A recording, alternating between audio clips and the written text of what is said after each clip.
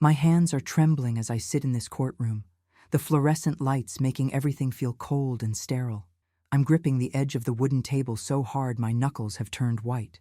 Elizabeth Crane, my attorney, is sitting beside me, organizing documents with that calm efficiency I've come to rely on over these past 6 months. Across the aisle, Lawrence sits with his lawyer, wearing that expression I've seen so many times lately. The wounded husband.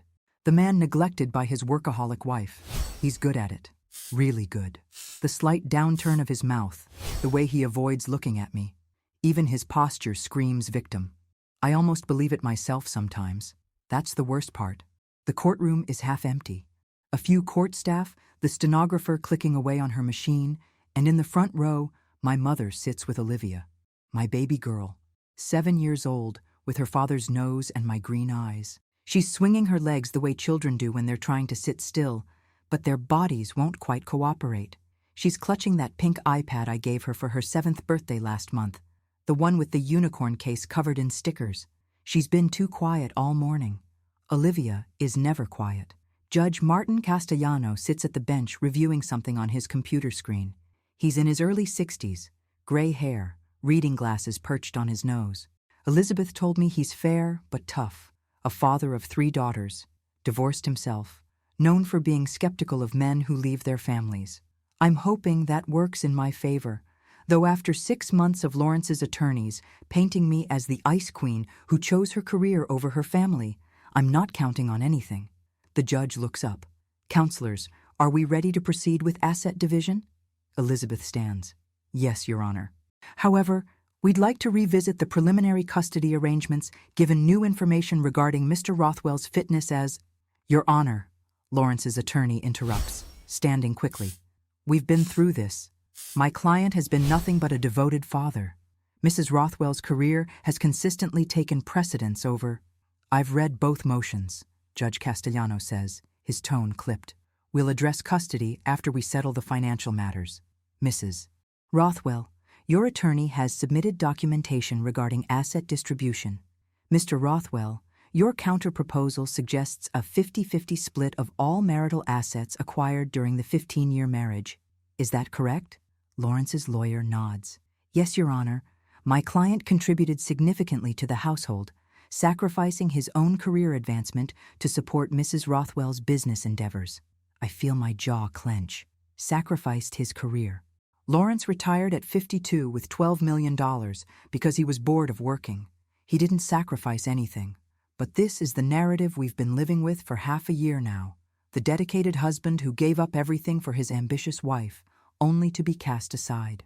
Your Honor, Elizabeth begins, we have evidence of financial impropriety that significantly impacts— That's when Olivia's small hand shoots up in the air, like she's in school.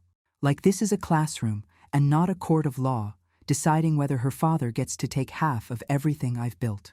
Everyone stops, turns, looks at this little girl in her navy blue dress with the white collar, sitting in the front row with her iPad clutched against her chest. Judge Castellano's expression softens. Yes, young lady? Sir? Olivia's voice is small but clear. Mr. Judge, can I show you something that my mommy doesn't know about? My heart stops. Actually stops. I look at Elizabeth, whose eyebrows have drawn together in confusion. I look at my mother, who's leaning toward Olivia, whispering something I can't hear. And then I look at Lawrence. He's gone completely pale. The color has drained from his face like someone pulled a plug. His hand grips the edge of his table, and for the first time in 6 months, that carefully constructed expression of wounded dignity has cracked. He knows something. He knows what's coming. And that's when I realize, this isn't going to be good. Judge Castellano sets down his pen. What kind of something, sweetheart? Olivia slides off her chair, her Mary Janes making soft sounds on the courtroom floor as she walks toward the bench. She's holding that iPad with both hands now, like it contains something precious or dangerous. I forgot my bag at Daddy's apartment, she says. Her voice is steady, but I can see her hands shaking slightly. The one Mommy doesn't know about. Elizabeth's hand finds my forearm under the table, squeezing once, hard. Olivia, honey, Lawrence says, his voice strained. Why don't you come sit back down? We can talk about this later. Mr. Rothwell, Judge Castellano's voice cuts through the room like a knife. You'll remain silent. He looks back at Olivia, his expression gentle. Go ahead, honey. What apartment? The one in Brooklyn, Olivia says simply, with the big windows that show the bridge. I went there with Daddy 4 times. He said it was Uncle Mark's place, but Uncle Mark lives in Boston. The courtroom has gone completely silent. Even the stenographer has stopped typing, her hands frozen over the keys. And what did you forget there? The judge asks. My purple bag, with the sparkly stars. Olivia shifts her weight from one foot to the other. My iPad was in it. Recording. I always leave it recording when I'm doing my art projects because sometimes I narrate them, like YouTube. But I forgot it was on when I left it there 3 weeks ago. Oh God, oh God. Elizabeth is already standing. Your Honor, if I may, let's see what the child has, Judge Castellano says. He gestures to the bailiff. Please bring the device to me. Olivia walks forward, hands the iPad to the bailiff, who carries it to the judge. I watch my daughter's small face as she returns to her seat next to my mother. She doesn't look scared. She looks determined, like she's doing something important. Something necessary. My throat is so tight I can barely breathe. Judge Castellano taps the screen. There's a video file here dated November 8th, 47 minutes long. He looks at Lawrence. Mr. Rothwell, do you know what's on this recording? Lawrence stands slowly. His lawyer is whispering urgently in his ear, but Lawrence isn't listening. He's staring at Olivia with an expression I've never seen before. Not anger, fear. Your Honor, His voice cracks. I'd like to request a recess to consult with my attorney. Request denied. Judge Castellano's voice has gone cold. I'm going to play this recording. If you have objections, state them now. Lawrence's attorney stands. Your Honor, without proper authentication, without knowing the context of, the child just authenticated it, the judge says. She explained exactly when and where it was recorded. We're watching it. He pauses. All of us. He turns the iPad around so the screen faces the courtroom and presses play. At first, there's just darkness, muffled sounds. Then the image shifts. It's an odd angle, clearly the iPad inside a bag, but the lens is partially visible through fabric. The audio is crystal clear. A door opens. Footsteps. Lawrence's voice, warm and relaxed in a way I haven't heard in years. God, I needed this. Meeting with the attorneys yesterday was exhausting. A woman's laugh. Young, bright. Performative in that way, some women laugh for men they're trying to please. Poor baby. How much longer do we have to keep up this charade? My entire body goes cold. The camera angle shifts slightly, as someone must have moved near the bag. Now I can see part of a living room. Modern furniture. Floor-to-ceiling windows with a view of the Brooklyn Bridge. Furniture I don't recognize. An apartment I've never been to. And Lawrence, my husband of 15 years, pulling a woman into his arms. She's young, maybe 30, 31. Blonde hair and a high ponytail, wearing athletic clothes that show off a body maintained by what I'm guessing is personal training 5 days a week. She fits against Lawrence's chest like she belongs there. Soon, Brooke, Lawrence says, kissing the top of her head. We're so close now. Just need to get through this hearing, get the settlement finalized, and then we're free. Brooke. Her name is Brooke. I can't breathe. The courtroom has disappeared. All I can see is that screen. All I can hear is my husband's voice, tender and loving, speaking to someone who isn't me. You promised we'd be in Turks and Caicos by Christmas, Brooke says, pulling back to look at him. I already told my clients I'm taking a month off. And we will be, Lawrence assures her. He's smiling. That smile I fell in love with 17 years ago. 1 month on the beach. Just us. No more playing the devoted husband. No more pretending. Elizabeth's hand is on my arm again, but I barely feel it. On screen, Lawrence is kissing this woman. This Brooke. Deep and passionate and real. How much do you think you'll get? Brooke asks when they break apart. In the settlement? Lawrence laughs. Actually laughs. Juliana built an $8 million company. I'm entitled to half of everything acquired during the marriage. Even with the prenup, my lawyers are confident we can get at least $3 million, maybe 4. And custody? Brooke's voice has an edge to it now. You said minimal time with Olivia. I'm not ready to play stepmom, Lawrence. We talked about this. My vision blurs with tears I refuse to let fall. Not here, not in front of him. Minimum visitation, Lawrence says easily. Every other weekend, Max. Juliana works 80 hours a week. Her lawyers can't argue for full custody when she's never home. I'll look like the reasonable one asking for minimal disruption to Olivia's schedule. Because you don't actually want her around, Brooke says. It's not a question. Kids complicate things, Lawrence says, shrugging. Besides, she's Juliana's daughter through and through. Always has been. Too serious, too quiet. Judges me with those green eyes exactly like her mother does. Something inside me shatters, not breaks. Shatters into 1,000 pieces I'll never be able to put back together. Judge Castellano pauses the video. The courtroom is absolutely silent. I can feel everyone looking at me, but I can't move, can't speak, can't process what I just heard my husband say about our daughter. Does anyone need a moment before we continue? The judge asks quietly. Elizabeth stands. Your Honor, I think we've seen enough to— No, I hear myself say. My voice sounds strange, distant. Play the rest. Judge Castellano nods and presses play again. The video continues for 47 minutes. 47 minutes of my husband of 15 years systematically planning my destruction like it's a business transaction.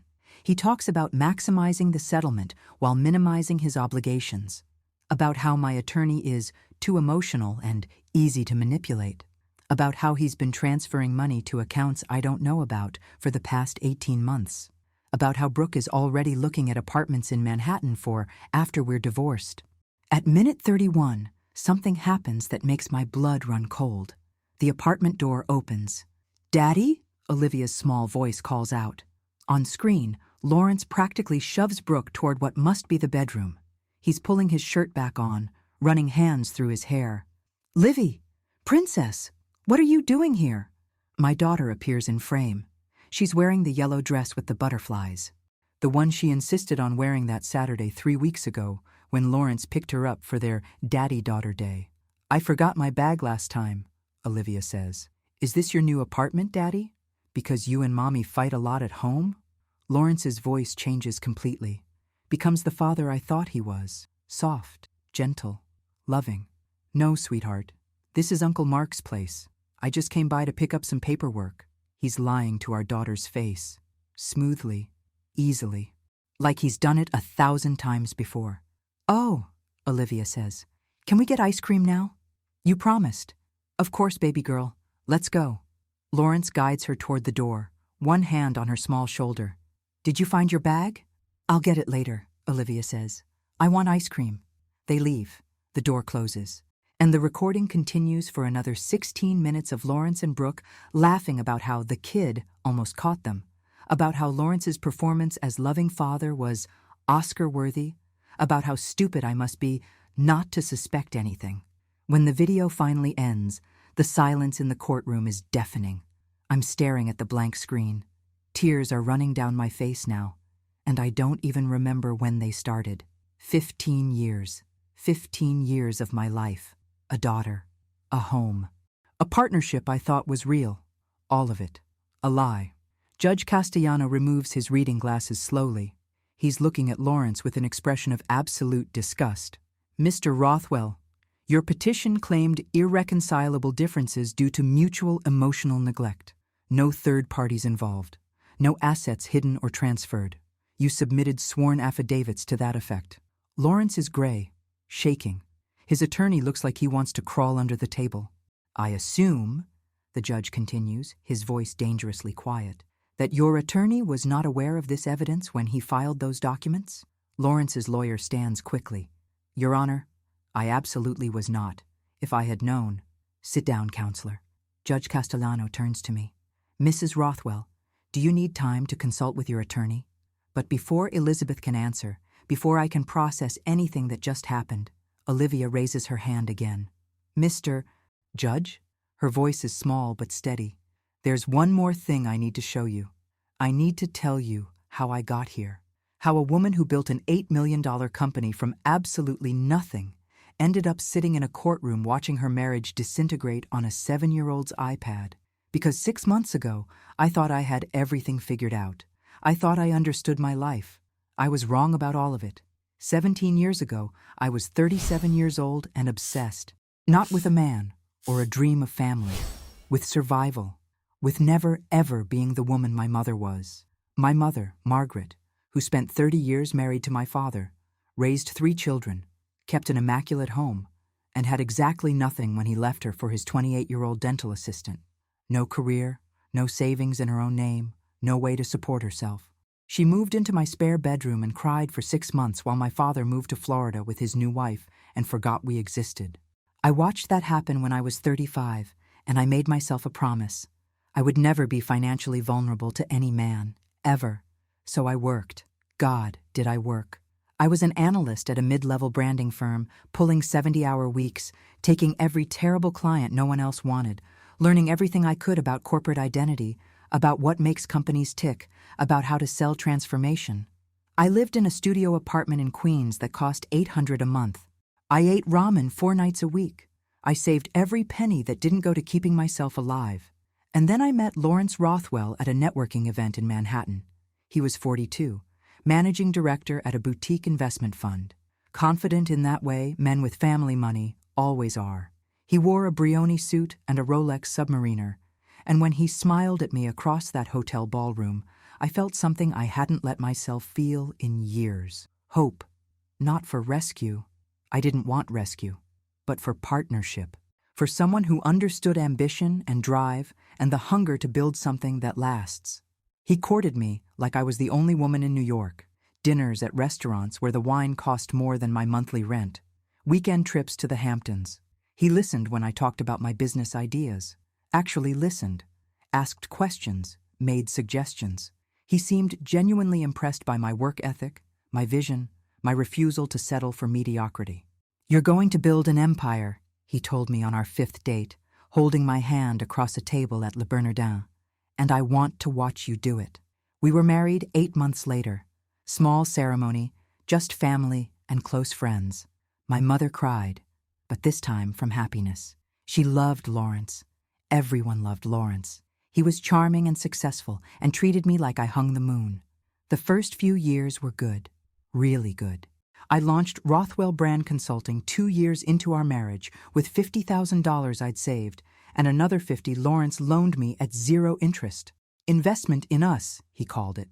Within 3 years, I'd paid him back with interest and landed my first 7-figure client. Within 5 years, I had an office in Midtown, 12 employees, and a client roster that made my competitors jealous. Lawrence seemed proud. He'd bring me up at dinner parties, tell his colleagues about my latest contract wins. "My wife is brilliant," he'd say, squeezing my hand. "Smarter than I'll ever be." But somewhere around year 7, things started shifting. Subtle at first. Comments about how I worked too much. Suggestions that maybe I should hire a CEO and step back. Jokes about being Mr. Rothwell at events where clients recognized me but not him. Then Olivia happened. Or almost didn't happen. I got pregnant twice before Olivia. Both times ended in miscarriage. The first at 9 weeks, the second at 13. The second one nearly destroyed me. I remember lying in that hospital bed, Lawrence holding my hand, while a doctor with kind eyes told me there was no heartbeat. I remember the profound emptiness that followed, the sense that my body had failed at the most basic thing women are supposed to do. I threw myself into work even harder after that. It was the only thing I could control, the only place where effort equaled results. Lawrence wanted to try again immediately. I needed time. We fought about it, our first real fights. He accused me of caring more about clients than building our family. I accused him of not understanding that I needed to process grief before moving forward. We went to counseling, learned to communicate better, tried again. And Olivia was born healthy and perfect on a Tuesday morning in April, 15 years into our marriage. 7 pounds, 4 ounces, with a full head of dark hair and eyes that would eventually turn the same green as mine. I took 3 months off, 3 months of maternity leave where I held my daughter and marveled that she was real, that she was mine, that my body had finally done something right. Then I went back to work, part-time at first, then full-time within 6 months. I hired the best nanny money could buy, made sure Olivia had everything she needed, But I was building something. Something that meant Olivia would never be vulnerable the way my mother was. She'd have a trust fund, a college fund, security. I was doing this for her. At least, that's what I told myself. Lawrence retired when Olivia was 2. He was 52, had $12 million in investments, and announced one night over dinner that he was done with the corporate grind. "We can travel," he said, his eyes bright with possibility. "See the world. Actually enjoy life. You could scale back too. Hire a president to run day-to-day operations. We could be present for Olivia's childhood." But I was landing the biggest contracts of my career. Fortune 500 companies. International expansion. I couldn't scale back. Not then. Not when I was finally achieving everything I'd worked for. "Just 2 more years," I told him. "Let me get the company to 10 million annual revenue. Then I'll consider bringing in someone else." He smiled and said he understood. But something changed in his eyes that night. Something I was too busy to notice. The last 3 years have been a slow unraveling. Lawrence filled his days with the gym, golf, long lunches with friends I never met. I filled mine with client meetings, strategy sessions, late nights at the office. We existed in the same house but lived separate lives. Dinner conversation became perfunctory. "How was your day?" "Fine." Olivia's school called about the science fair. "I'll write a check." Sex became non-existent. The last time was 14 months ago, and it felt obligatory, like checking a box. Neither of us mentioned it afterward. I told myself this was normal, that all marriages go through phases, that we were comfortable, stable, that comfort was enough. Then 6 months ago, Lawrence asked for a divorce. He said it calmly over coffee on a Sunday morning. Olivia was at a play date. He sat across from me at our kitchen island and said, "Juliana, I think we should separate. We've grown apart. We want different things. I think we'd both be happier apart." I remember feeling almost relieved, like he was naming something I'd been too busy to acknowledge. "Okay," I said. "We can do this amicably, for Olivia's sake." He nodded, smiled sadly. "I'm glad you understand. I'll have my attorney draw up papers. Something fair. Equal split of marital assets, shared custody. Clean and simple." It wasn't clean. It wasn't simple. His attorneys came back with demands that made Elizabeth's eyebrows disappear into her hairline. He wanted half of my company's value, despite the prenup clearly stating business assets built during marriage remained separate unless marital funds were used for operations. He wanted the Upper East Side apartment worth $4 million. He wanted alimony. He wanted primary custody of Olivia because I was never home and he was the primary caretaker. And his petition painted me as a monster, a workaholic who chose career over family, a cold woman who couldn't prioritize her own daughter, a wife who withheld affection and intimacy, driving her devoted husband away through years of neglect. I read those court documents in Elizabeth's office and felt like I was reading about a stranger. Was I that person? Had I been so consumed by building security that I'd destroyed everything else? For 6 months, I questioned every decision I'd ever made, every late night at the office, every missed soccer game, every time I'd hired someone else to do something I should have done myself. Maybe I was the villain in this story. Maybe I deserved this, and Lawrence played his role perfectly. The wounded husband, the devoted father. In court appearances, he looked at me with such sadness, like I'd broken his heart. His attorneys presented him as the man who'd sacrificed his own career to support mine, only to be cast aside. I started to believe it, started to think maybe I owed him this, maybe splitting everything 50-50 was fair, maybe giving him primary custody made sense. Until 3 weeks ago, when Olivia forgot her bag at an apartment I didn't know existed.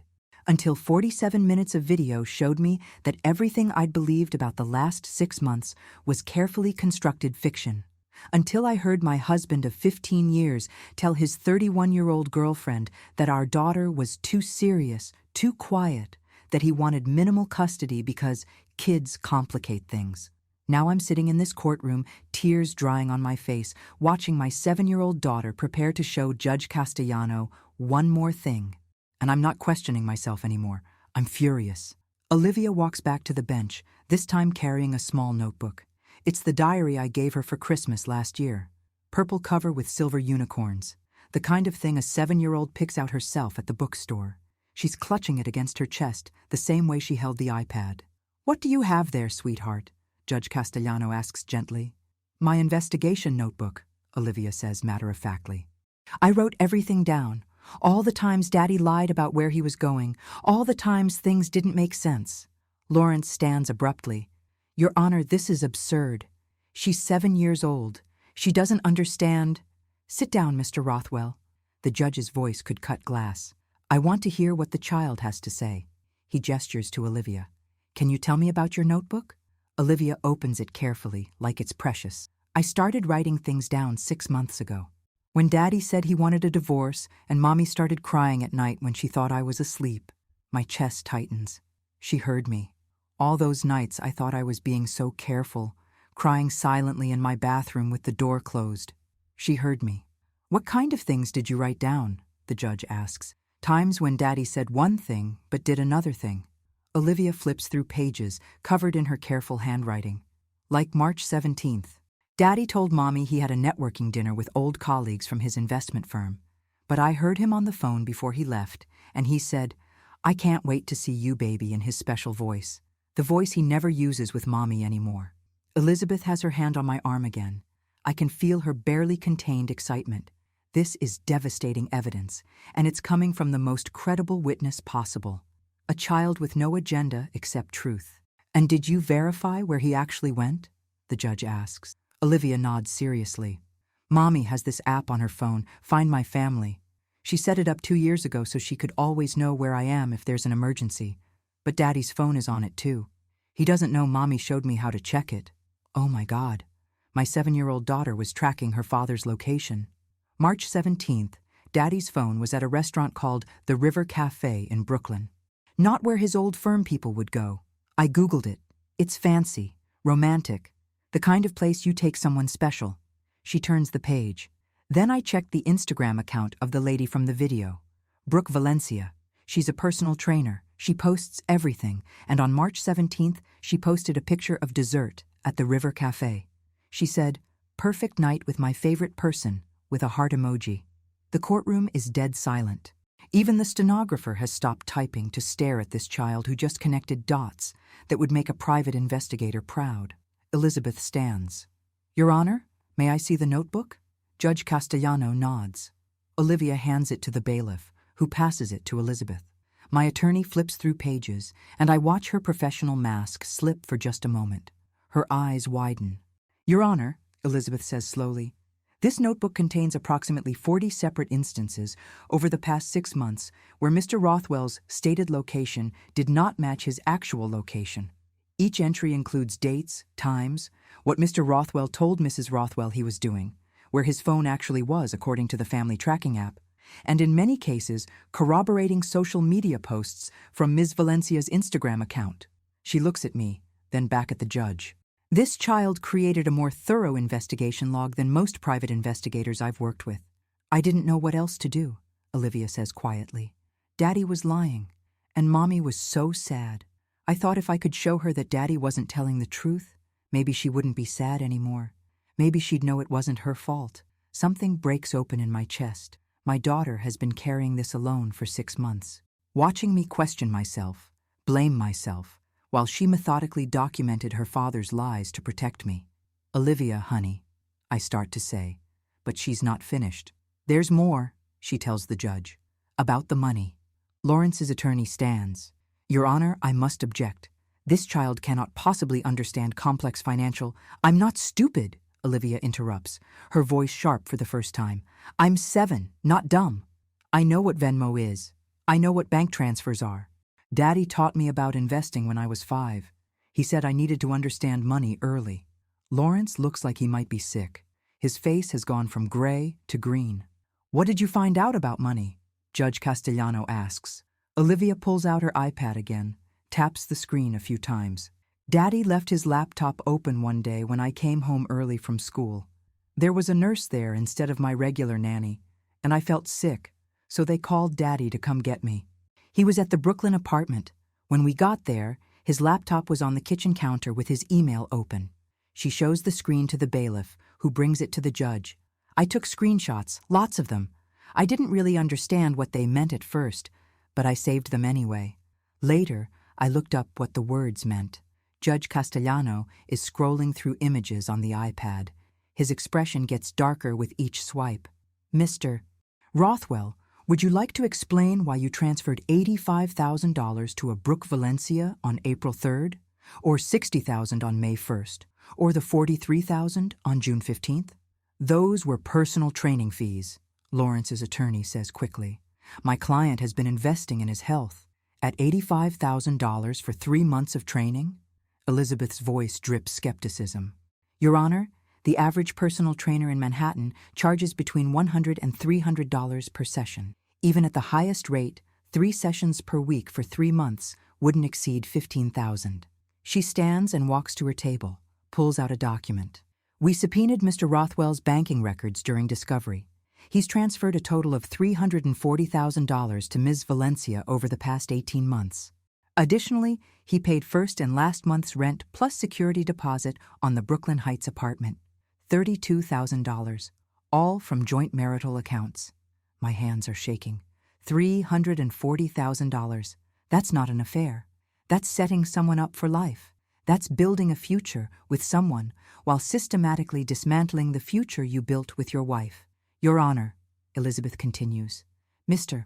Rothwell's petition claimed no dissipation of marital assets.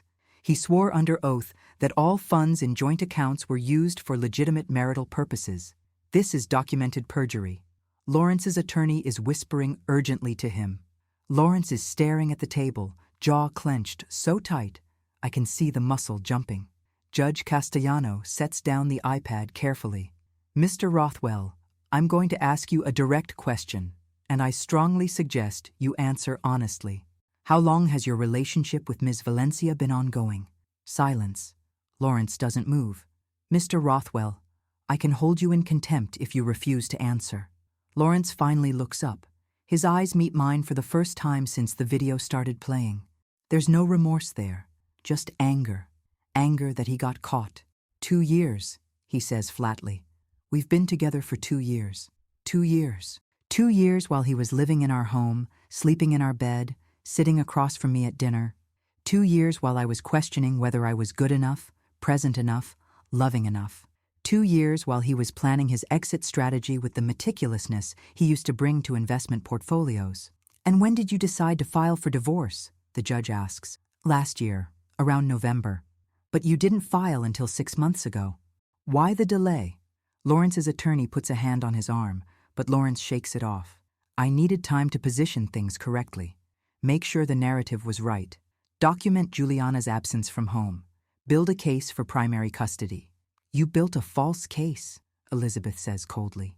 You constructed an elaborate fiction about a neglectful wife and mother while systematically stealing marital assets to fund your mistress. I didn't steal anything, Lawrence snaps.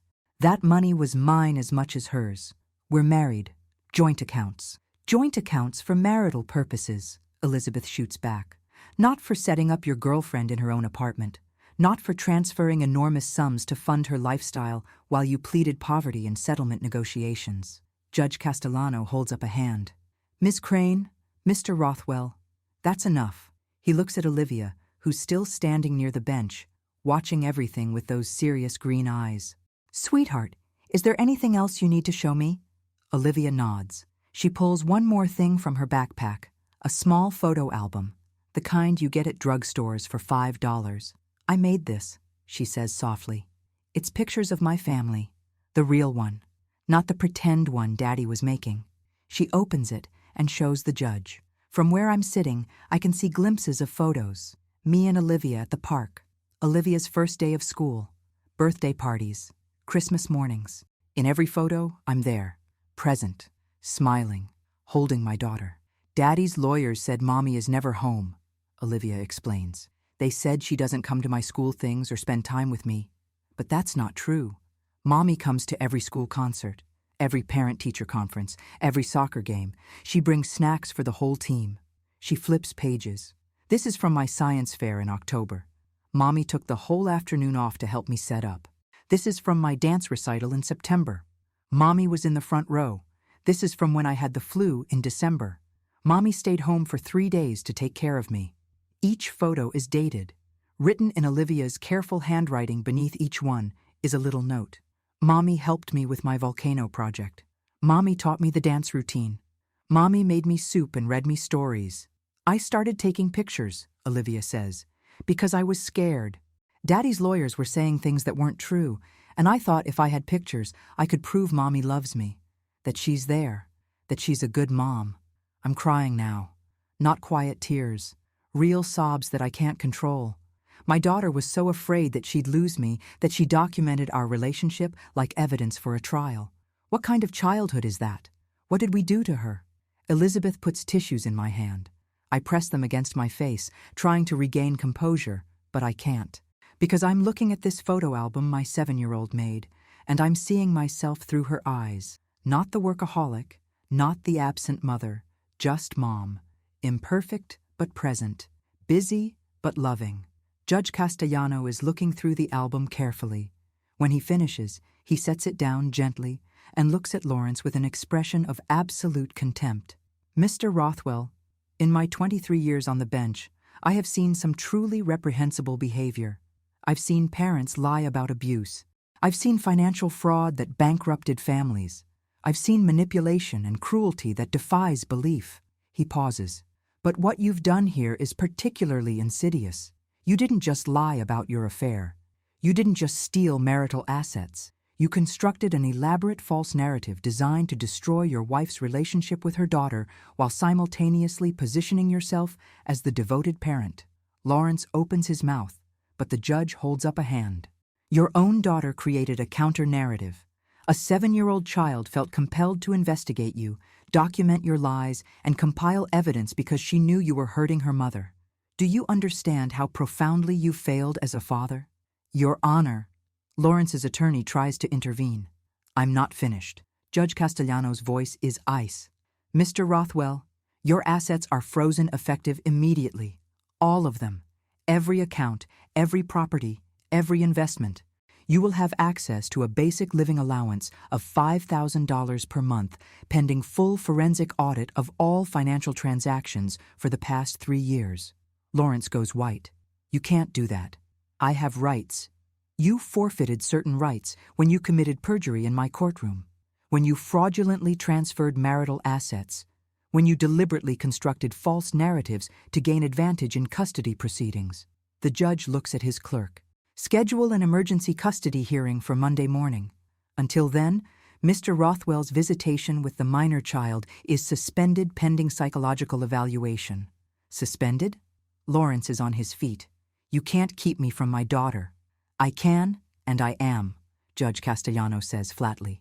Your own words on that video indicate you view time with your daughter as an inconvenience, that you want minimal custody because children complicate things. Until a qualified psychologist evaluates whether you pose an emotional risk to this child, you will have no contact with her.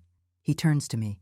Mrs. Rothwell, temporary full custody is granted to you pending Monday's hearing.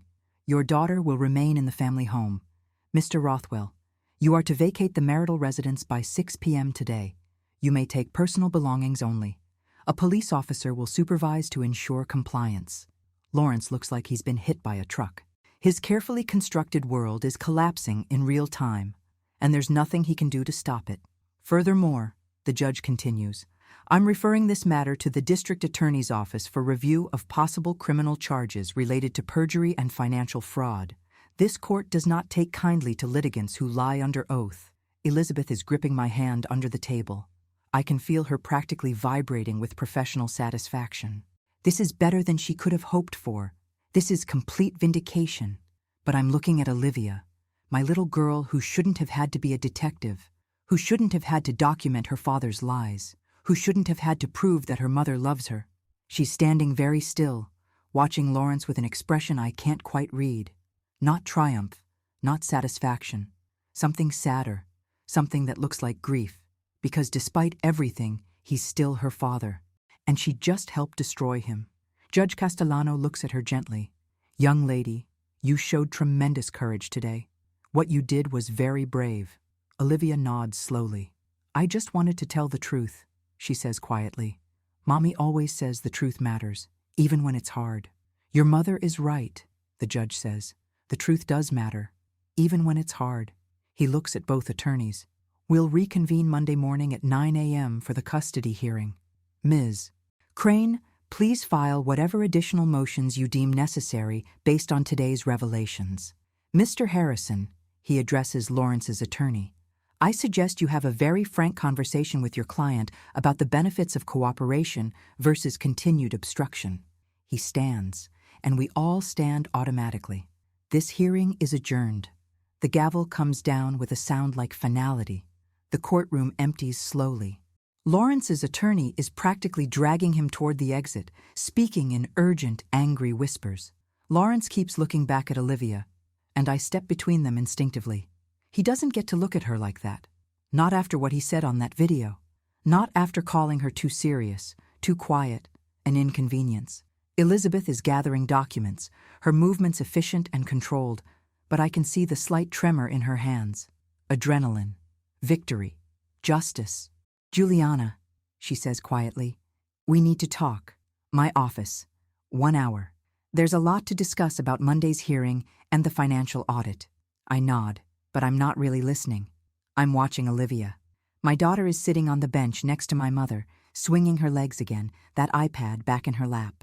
She looks small, too small to have carried what she's been carrying. My mother has her arm around Olivia's shoulders, whispering something I can't hear, probably telling her she did the right thing, that she's brave. But Olivia doesn't look brave. She looks exhausted. I walk over and kneel in front of her, bringing us eye to eye. Hey, baby. Hi, Mommy. Her voice is so quiet. That was very brave, what you did in there, she shrugs. I just told the truth. I know, but it was still brave. I reach out and tuck a strand of hair behind her ear. When did you start keeping track of everything? When did you start taking pictures? Olivia looks down at her hands. 6 months ago, when Daddy said he wanted a divorce and you started crying at night. My heart clenches. I thought I was being quiet. You were quiet, she says, but I could still hear. I'm always listening, Mommy, even when you think I'm not paying attention. God, what have we done to this child? I'm sorry you heard that, sweetheart. I'm sorry you had to carry this by yourself. I wasn't by myself, Olivia says seriously. I had Grandma. I told her some of it. Not everything, but some. I look up at my mother, who's watching us with tears in her eyes. She nods slightly. Of course she knew. Of course Olivia went to her. My mother, who understands exactly what it's like to have your world dismantled by a man you trusted. Why didn't you tell me? I ask. Why didn't you show me the notebook or the pictures before today? Olivia's eyes meet mine. Those green eyes that Lawrence said judge him. Because you would have tried to protect me. You would have told me to stop investigating. You would have said I was too young to understand. She pauses. But I'm not too young. I understand everything. I understand that Daddy loves Brooke more than he loves us. I understand that he wanted our money more than he wanted to be my dad. I understand that he lied. The matter-of-fact way she says it breaks me. 7 years old. She should be worried about second-grade math and playground politics, not adult betrayal and financial fraud. What made you decide to show the judge today? I ask gently. Because Daddy's lawyer said you were a bad mom. Olivia's voice gets stronger. He said you didn't care about me, that you were never home, that Daddy should have custody because he was the good parent.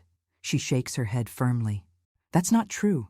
You're the best mom, and I couldn't let them say those lies without showing everyone the truth. I pull her into my arms and hold her tight. She wraps her small arms around my neck and holds on just as fiercely. I love you so much, I whisper into her hair. So much. More than any business, any contract, any amount of money. You know that, right? I know, Mommy, she whispers back. That's why I had to help you. We stay like that for a long moment. My mother's hand rests on my shoulder. 3 generations of women who've learned the hard way that sometimes the men you trust will break your heart. Elizabeth clears her throat gently. Juliana, I hate to interrupt, but we really do need to strategize before Monday. The custody evaluation, the financial audit, the potential criminal charges. There's a lot of ground to cover. I pull back from Olivia, frame her face with my hands. I need to go talk to my lawyer for a little while. Grandma's going to take you home, okay? We'll order pizza tonight, extra cheese, and we'll watch whatever movie you want. Even if it's a princess movie? Olivia asks. You hate princess movies. I laugh despite everything.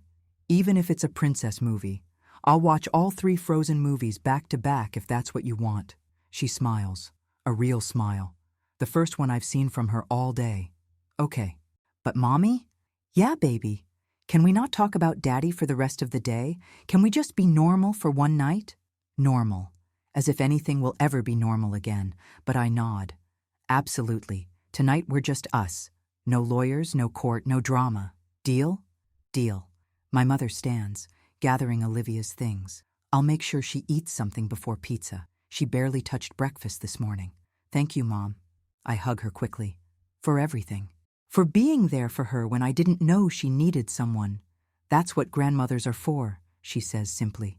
But her eyes are fierce. And Juliana? Make him pay.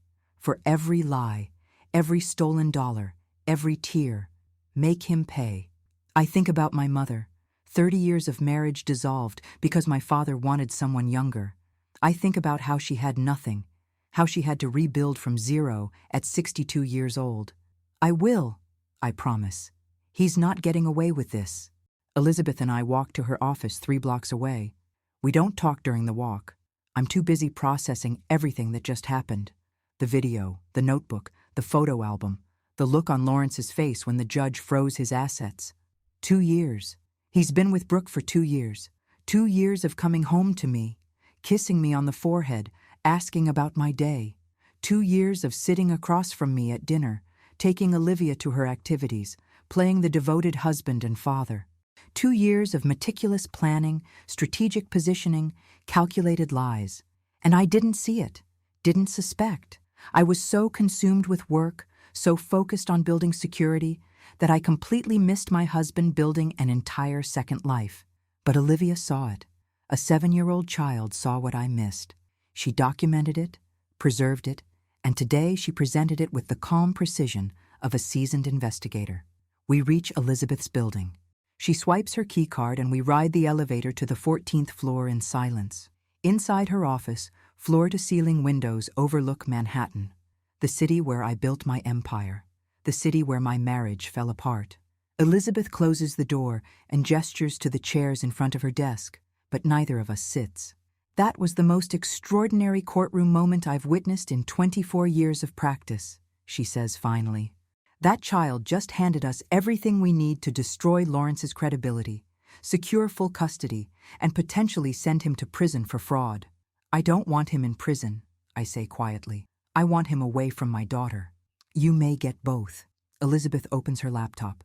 Juliana, the transfers to Brooke Valencia constitute massive dissipation of marital assets. Combined with the perjury, the false statements in his custody petition, the documented evidence of an affair he swore under oath didn't exist, the DA is going to be very interested. She pulls up a spreadsheet. I've been running numbers since we left court. 340,000 in direct transfers, 32,000 for the apartment. I'm estimating another 50 to 70,000 in gifts, dinners, travel that he categorized as business or personal expenses. We're looking at close to $500,000 of marital funds used to support his mistress. $500,000, while he was pleading for half my company because he sacrificed his career for our marriage. What happens Monday? I ask. Monday, we go to war, Elizabeth says simply. Custody hearing. I'll present Olivia's evidence, request full psychological evaluation of Lawrence before any visitation is considered. Given what he said on that video about wanting minimal time with her, about children complicating his life with Brooke, no judge is going to grant him unsupervised access. She pauses. But Juliana, I need to prepare you for something. Monday's hearing is going to be brutal. Lawrence's attorney is going to come out swinging. They're going to argue that you coached Olivia, that you turned her against her father, that this is all parental alienation. She found that video herself, I say sharply. She created that notebook on her own. I didn't even know about any of it. I know, and will prove that. But they're going to try. It's all they have left. Elizabeth sits on the edge of her desk. There's something else. The asset freeze. Lawrence has no access to funds beyond that $5,000 monthly allowance. Where do you think he's going to go when he leaves your apartment today? I hadn't thought about that. A hotel? On $5,000 a month? In Manhattan? Elizabeth shakes her head. He's going to Brooke. He has nowhere else to go. The thought makes me feel sick. Lawrence moving in with his 31-year-old girlfriend in the apartment he rented with our money. Starting the life he planned while our marriage was still legally intact. Let him, I say. Let him go to her. Let him see what it's like when the money runs out. Elizabeth smiles grimly. From what I've researched about Ms. Valencia, I give that relationship 3 months maximum once she realizes his assets are frozen and his income is gone. Women who date men for their money rarely stick around when the money disappears. Good. The word comes out harder than I intend. I hope she leaves him exactly the way he left me. I hope he feels every bit of the pain he caused. That's the spirit, Elizabeth says. Now let's talk about what we're asking for Monday. Monday morning arrives cold and gray. I barely slept. Every time I closed my eyes, I saw that video playing. Lawrence pulling Brooke onto his lap. Lawrence laughing about his performance as a devoted husband. Lawrence saying our daughter was too serious, too quiet, an inconvenience. Olivia is in the kitchen eating cereal when I come down. She's wearing her school uniform even though I told her she didn't have to go today. Navy skirt, white shirt, her hair in 2 neat braids she did herself. You don't have to come to court today, baby, I tell her gently. Grandma can stay with you. I want to come, she says firmly. I need to be there. It might be hard. Daddy's going to be there. His lawyers are going to say things about me, about us. Olivia looks up at me with those serious green eyes. I know, Mommy, but I'm not scared. Are you? Am I scared? Terrified. Of what Lawrence's attorneys will say. Of what the psychological evaluation might reveal about my parenting. Of losing custody of my daughter to a man who views her as a complication. A little, I admit. Me too, Olivia says. But we're doing it anyway, because the truth matters, even when it's hard. My own words, given back to me by my 7-year-old. I pull her into a hug and kiss the top of her head. We arrive at the courthouse at 8:30. Elizabeth is already there, standing outside the courtroom with 2 assistants and a man I don't recognize. He's in his 50s, gray beard, kind eyes behind wire-rimmed glasses. Juliana, Elizabeth says. This is Dr. Marcus Webb. He's the child psychologist the court appointed for emergency evaluation. Dr. Webb shakes my hand. Mrs. Rothwell, I've reviewed the video evidence and Olivia's investigative materials. Quite remarkable for a child her age. Remarkable, I echo. That's one word for it. Heartbreaking is another. Indeed. He looks at Olivia, who's holding my hand. Hello, Olivia. I'm Dr. Webb. I'd like to talk with you this morning before the hearing starts. Just you and me. Is that okay? Olivia looks up at me. I nod. It's okay, baby. Dr. Webb is here to help. Will you tell the judge I'm not lying? Olivia asks Dr. Webb directly. Daddy's lawyer is going to say I'm lying, that Mommy made me say things, but I'm not. I promise I'm not. Dr. Webb kneels down to her level. I'm going to tell the judge exactly what I observe. The truth. That's what I do. Sound fair? Olivia considers this. Okay, that's fair. They disappear into a small conference room. Elizabeth checks her watch. We have 30 minutes before we're called. Let's review your testimony one more time. But before we can start, Lawrence appears at the end of the hallway. He looks terrible. His suit is wrinkled, his hair unwashed, dark circles under his eyes. He's lost weight in 3 days.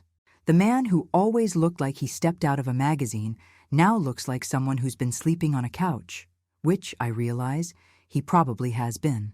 He walks toward us, and Elizabeth immediately steps between us. Mr. Rothwell, you're not supposed to have contact with my client outside of court proceedings. I just want to talk to Juliana, he says. His voice is hoarse. Please, 5 minutes. Absolutely not, Elizabeth says. But something in me needs this. Needs to look him in the eye and hear what possible justification he thinks he has. It's okay, I tell Elizabeth. 5 minutes. She looks at me like I've lost my mind, but she steps aside. I'll be right here. You say the word, and this ends. Lawrence and I walk a few feet away, near the windows overlooking the city where we met 17 years ago, where we built a life together, where he systematically planned to destroy me. I'm sorry, he says immediately. God, Juliana, I'm so sorry. I never meant for it to happen like this. I never wanted to hurt you. I stare at him. You never wanted to hurt me? Lawrence, you spent 2 years planning my financial and emotional destruction. You lied under oath. You tried to take our daughter from me by painting me as a neglectful mother. You transferred $500,000 of our money to your girlfriend. Which part of that wasn't meant to hurt me? I know how it looks. How it looks? My voice rises. There's a 47-minute video of you laughing about your performance as my husband, talking about our daughter like she's a liability, planning your future with another woman while you were still sharing my bed. How is that supposed to look? I was unhappy, Lawrence says desperately. We both were. You were never home. You chose your career over everything. Over me. Over Olivia. I felt invisible in my own marriage. So you had an affair. For 2 years. And then you decided that wasn't enough. You had to destroy me too. You had to take everything. I earned that money too. His voice gets louder. I supported you while you built your company. I gave up my career. You retired at 52 with $12 million. I'm shouting now. People in the hallway are staring. I don't care. You didn't give up anything. You made a choice to stop working. And when I didn't make the same choice, when I kept building something that would protect our daughter, you decided to punish me for it. That's not what happened. That's exactly what happened.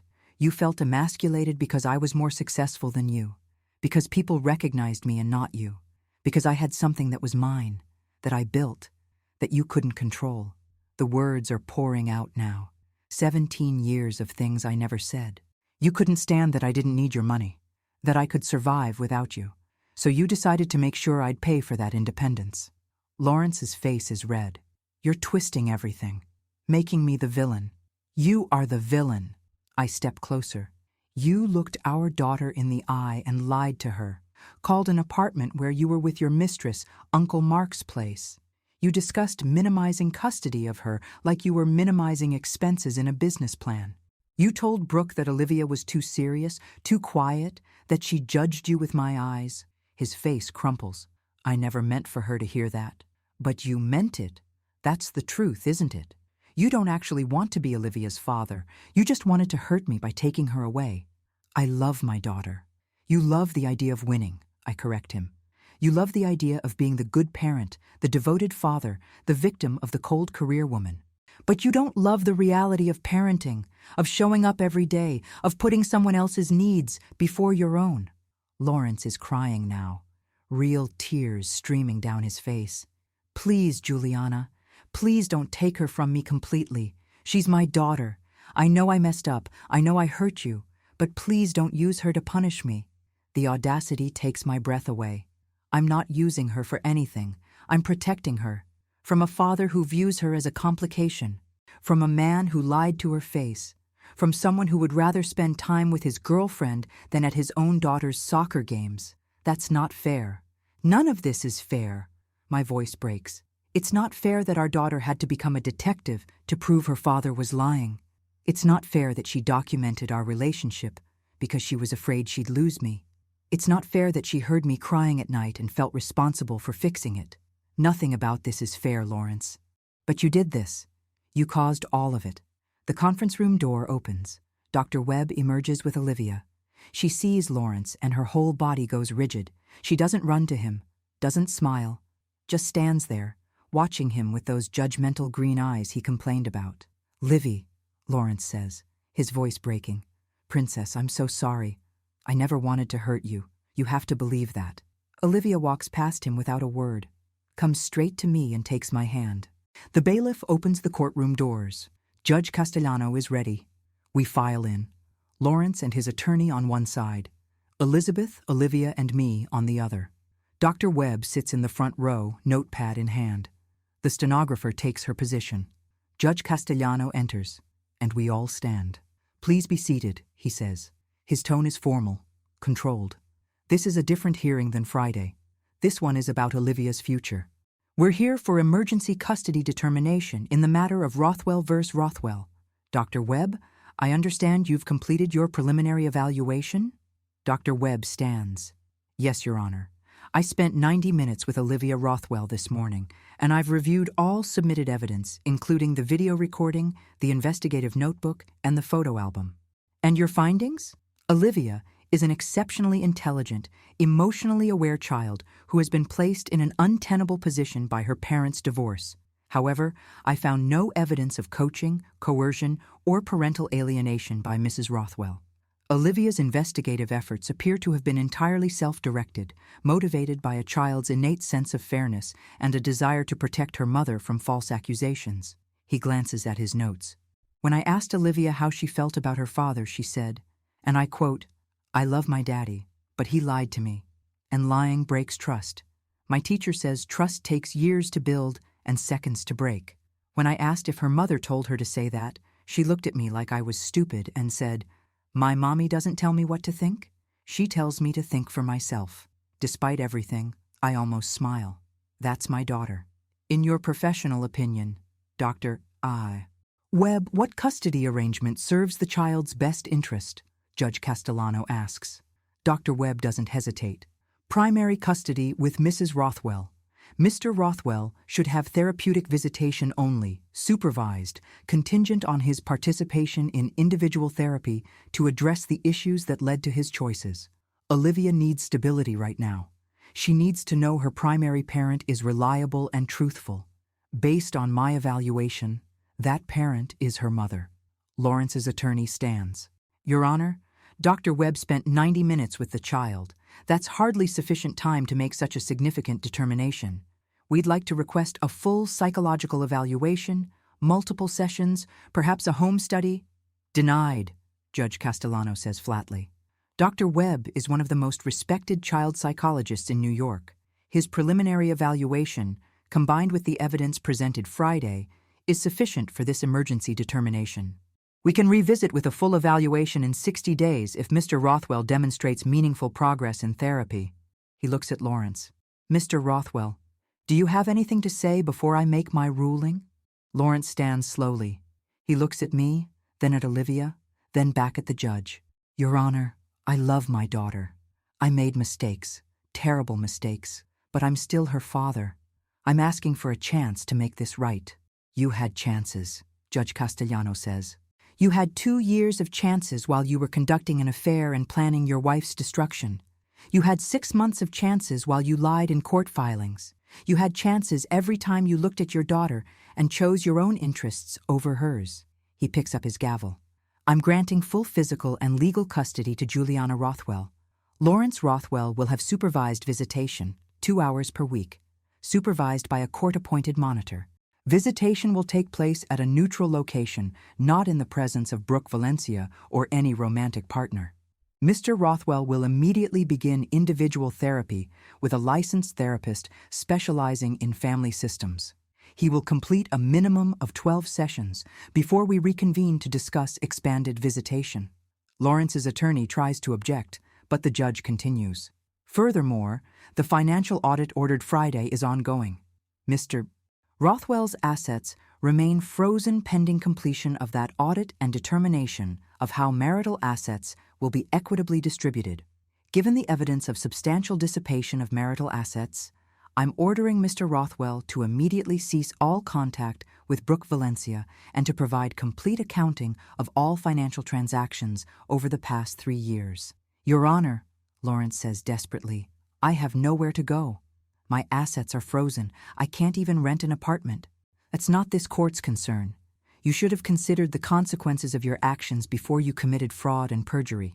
The judge looks at him without sympathy. I'm told Ms. Valencia has a well-appointed apartment in Brooklyn Heights. Perhaps she'll extend you the same generosity you extended to her with marital funds. The gavel comes down. This hearing is adjourned. We reconvene in 60 days for custody review. It's over. Just like that. I have my daughter. Lawrence has 2 supervised hours per week and a frozen bank account. Elizabeth is gripping my hand under the table. We won, she whispers. Juliana, we won everything. But I'm not looking at Elizabeth. I'm looking at Olivia. My daughter is watching her father leave the courtroom. His shoulders are hunched. His attorney is speaking urgently to him. But Lawrence isn't listening. He stops at the door and looks back at Olivia one more time. She doesn't wave, doesn't smile, just watches him with those serious eyes until he's gone. Mommy? She says quietly. Yeah, baby? Is Daddy going to be okay? Even after everything, she's worried about him. That's the kind of child she is, empathetic, caring, better than both of us deserve.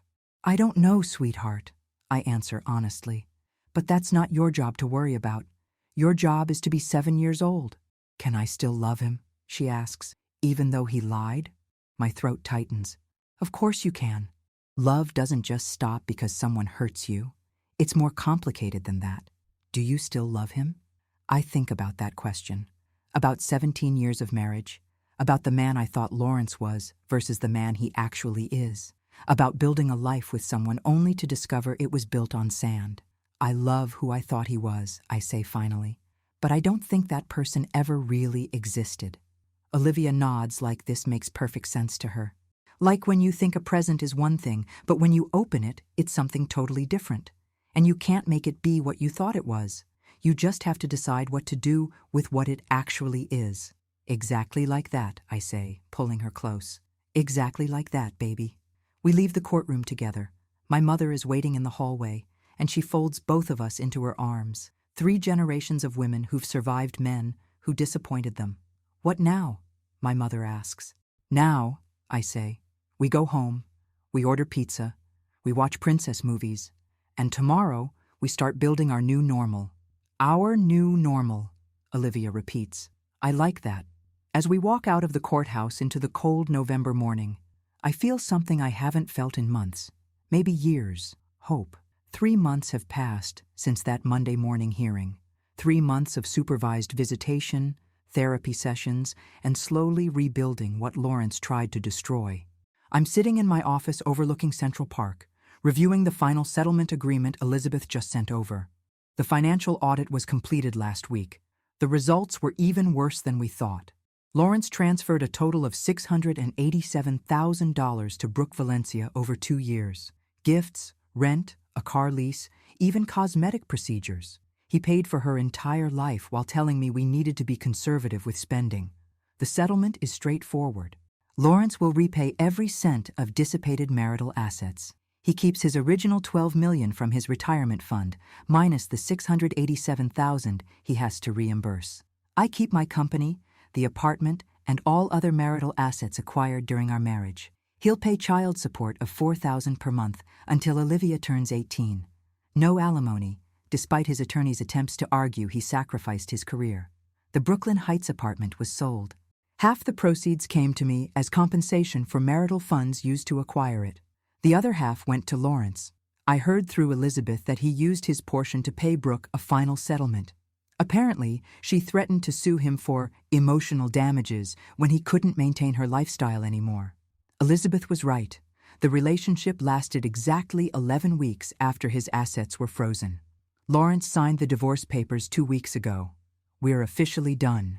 15 years of marriage dissolved into a stack of legal documents an inch thick. The supervised visitation continues. Every Saturday, 2 hours at a family center in Midtown. A therapist sits in the corner, taking notes while Lawrence and Olivia play board games or do art projects. He's trying. I'll give him that. He shows up every week, brings her small gifts, asks about school. But Olivia is different with him now, polite but distant. She answers his questions with single words, smiles when appropriate, but the easy trust is gone. The way she used to run to him when he came home, throw her arms around his neck, tell him about her day in breathless detail, that's gone. Maybe it will come back someday. Maybe therapy will help them rebuild, or maybe this is just who they are now. Father and daughter connected by biology and court order, but not by the easy love that used to flow between them. Dr. Webb says it's normal. That children are remarkably resilient, but also remarkably honest. That Olivia will find her own way to a relationship with her father, but it won't look like it did before. It can't. Too much has changed. I've changed too. Last month, I hired a president for Rothwell Brand Consulting. Her name is Michelle Torres. She's 43, brilliant, and hungry, in the way I used to be. She starts next month. I'll remain CEO and majority owner, but day-to-day operations will be hers. I'm scaling back to 40 hours a week. 40. The idea would have seemed impossible 6 months ago, but now I understand something I didn't before. Building security for Olivia isn't just about money. It's about presence. about being the parent who shows up, who knows her teachers' names and her friends' dramas and what book she's reading in class. It's about being there when she needs to talk about her feelings, about her father, about the divorce, about growing up in a broken family. We've started having dinner together every night, just the two of us at our kitchen table. We cook together. Well, I cook, and she sets the table and tells me about her day. We've gone through every princess movie twice. We've started reading Harry Potter together before bed. Last week, she asked if we could get a dog. A dog is a lot of responsibility, I told her. You have to walk it every day, feed it, clean up after it. I know, she said seriously. But I think we need something to take care of, something that needs us. So, this weekend, we're going to a shelter to look at rescue dogs. Olivia has spent hours researching breeds, reading about training, making lists of supplies we'll need. She's approaching dog ownership the way she approached investigating her father, with methodical precision and absolute commitment. That's my daughter. My mother comes over for dinner twice a week now. She and Olivia have a special relationship, bonded by shared experience of navigating life after betrayal. Sometimes I'll walk into the living room and find them talking quietly, heads together, and I know they're discussing things Olivia doesn't want to tell me. Things about missing her father, about anger, about confusion. I'm grateful she has my mother. Grateful that Olivia has someone who understands what it's like to watch your family implode. The district attorney decided not to press criminal charges against Lawrence. Insufficient evidence of intent to defraud, they said. The transfers could be argued as marital spending, even if inappropriate. The perjury was harder to prove beyond reasonable doubt. I was angry about that at first. Wanted him punished. Wanted him to feel consequences beyond financial reimbursement and limited custody. But Elizabeth reminded me that we won what mattered. I have my daughter. I have my company. I have my freedom from a man who spent 2 years systematically lying to my face. Lawrence has supervised visitation, a substantially reduced net worth, and the knowledge that his own daughter investigated him like a criminal because she knew he was lying. That's punishment enough. I saw him 2 weeks ago at Olivia's school science fair. It was the first time he was allowed to attend a school event. He stood on the other side of the gymnasium, watching Olivia explain her volcano project to judges. He looked thin, older, sad. Part of me felt sorry for him. The part that remembers 17 years ago when he made me laugh over expensive wine, when he listened to my dreams, when I thought we were building something real together. But then I remember the video, the notebook, the careful, calculated cruelty of his plan, and the pity evaporates. He made his choices. Now he lives with them. Brooke Valencia, I heard, is dating a hedge fund manager now. 45, recently divorced, worth considerably more than Lawrence ever was. She updated her Instagram bio to say, "Living my best life," with a champagne emoji. I looked once, out of curiosity, then blocked her. I don't need to see her living her best life on money she helped Lawrence steal from our marriage. As for me, I'm learning what it means to live. Actually live, not just survive and accumulate. Last month, Olivia and I went to Paris for a week, just the two of us. We ate croissants for breakfast, visited museums, rode the carousel at the base of the Eiffel Tower. She practiced her French from school, ordering our meals with careful pronunciation. We laughed so hard we cried when I accidentally asked for 12 baguettes instead of 2. It was the best week of my life. Yesterday, Olivia came home from school with a new assignment. Write about someone who inspires you, the teacher said. I expected her to write about a historical figure, maybe Marie Curie or Rosa Parks, women she's been learning about in class. Instead, she wrote about me. My mom inspires me because she works really hard, but she also loves me a lot. When my dad lied, my mom didn't know what to do, but she listened when I showed her the truth. She believed me even though it was hard. She chose me over being comfortable. That's what love means. Choosing someone even when it's hard. I cried reading it. The kind of tears that come from deep inside, from the place where I've been storing all the pain and fear and uncertainty of the past year. My daughter sees me, really sees me, not as perfect, not as the workaholic her father portrayed or the devoted mother I tried to be, just as someone trying her best, someone who makes mistakes but shows up anyway. That's enough. it has to be enough. Tonight we're having pizza and watching Frozen for the 100th time. Tomorrow, I have a meeting with Michelle to discuss the transition plan. This weekend, we're getting a dog. Next month, Olivia turns 8. She wants a birthday party at the park with her school friends. No bouncy castle, no magician. Just pizza, cake, and games. Simple, normal. Everything our life hasn't been for the past year. I'm giving her that. I'm giving us both that. The phone on my desk rings. Elizabeth's office. I answer. Juliana, the divorce is final, she says. Judge just signed off on everything. You're officially no longer Mrs. Lawrence Rothwell. I look at the nameplate on my desk. Juliana Rothwell, CEO. I'll keep the name. I built my company under it. Built my reputation. It's mine now, not his. Thank you, Elizabeth, for everything. You're welcome. Though honestly, Olivia did most of the heavy lifting. That kid is going to make one hell of a lawyer someday. I laugh. God help us all. After we hang up, I sit for a moment in the quiet of my office. Outside, the sun is setting over Central Park. The city is turning on its lights. Millions of people starting their evenings, living their lives, carrying their own stories of heartbreak and survival. I'm one of them now. Not the successful CEO above it all. Just a woman rebuilding her life after betrayal. Learning to trust again. Learning to be present. Learning that security isn't just about money in the bank. It's about knowing who you are when everything else falls apart. I pack my briefcase and head home. Olivia will be there, probably already in her pajamas, probably already setting up the movie. My daughter, my unexpected investigator, my fierce protector, my reason for everything. We're going to be okay, better than okay. We're going to be happy. And that, I realize as I step into the elevator, is the best revenge of all.